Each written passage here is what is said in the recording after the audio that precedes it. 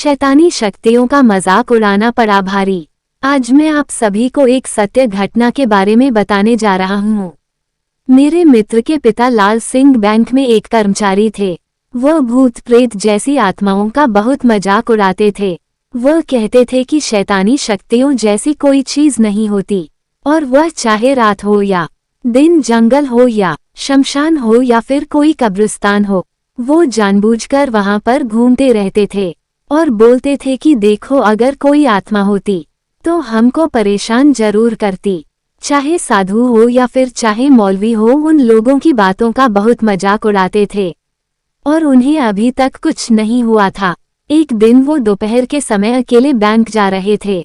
तभी उनको एक चौराहे पर नींबू, पेड़ा, फूल और लाल कपड़ा रखा हुआ दिखा, जिसके चारों ओर हल्दी का एक घेरा बनाया हुआ था।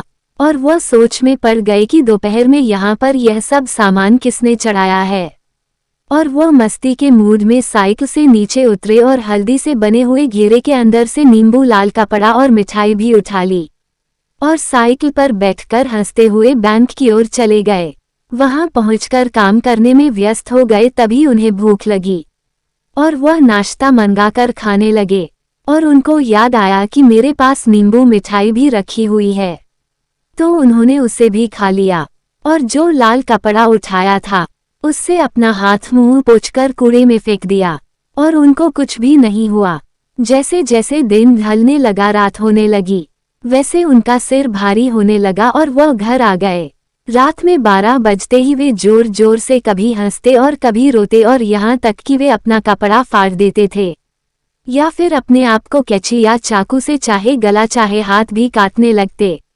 एक दिन तो वह इतना हद कर दिए कि वो अपने गले में फांसी का फंदा लगाकर खड़े हो गए।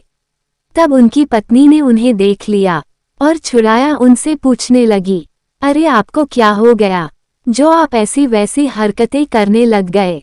तो वे कुछ नहीं बोले, जैसे कोई पागल कोई बात को सुन रहा हो। उनकी औरत परेशान होकर डॉक्टर के घर पहुंची और उनका इलाज करने को कहा। हालांकि डॉक्टर को बीमारी समझ में नहीं आई, फिर भी वह उनको ग्लूकोज की बोतलें चढ़ाना चालू कर दिए। धीरे धीरे कुछ दिन बीतते गए। लाल सिंह की तबीयत मानो कैंसर के मरीज से भी बदतर हो गई। तब उनकी पत्नी ने उन्हें एक अघोरी बाबा को दिखाया और अघोरी की समझ में सारी बातें आ गई। उसने कहा कि इन्होंने 4 रास्ते पर पड़े सामान को उठा लिया था, यह उसी का नतीजा है। लाल सिंह की पत्नी ने पूछा कैसे? तब अघोरी ने बताया कि 4 रास्ते पर एक आदमी ने किसी को झाड़ फूंक कर उसकी आत्मा को आजाद किया था, और जैसे ही उसने सारा सामान चढ़ाकर पीछे लौटा, वैसे ही ये वहां पहुंचकर सारा सामान उठाकर खा लिए होंगे।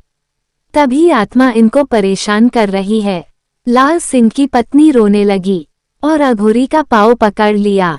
बोली, बाबा अब आपका ही सहारा है। अघोरी बाबा दुखी हो गए और बोले, ठीक है, पहले जाकर कुछ नया सामान खरीद कर लाओ, फिर मैं बताता हूँ। औरत ने पूछा, क्या लाऊं? फिर अघोरी ने बोला, जैसे नींबू, 1.25 किलो मिठाई, 1.25 मीटर लाल कपड़ा और एक फूलों का हार लेकर आओ, और यह सब अपने पति के हाथों में झूठा करवाकर हमें दे दो, तब हम देखते हैं कि हमसे क्या हो सकता है।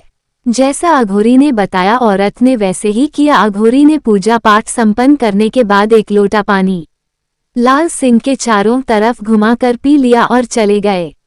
लाल सिंह दिन प्रतिदिन सही होने लगे और उनको कुछ याद भी नहीं आया और वह एकदम स्वस्थ हो गए और अपने बैंक में काम फिर से चालू कर दिया।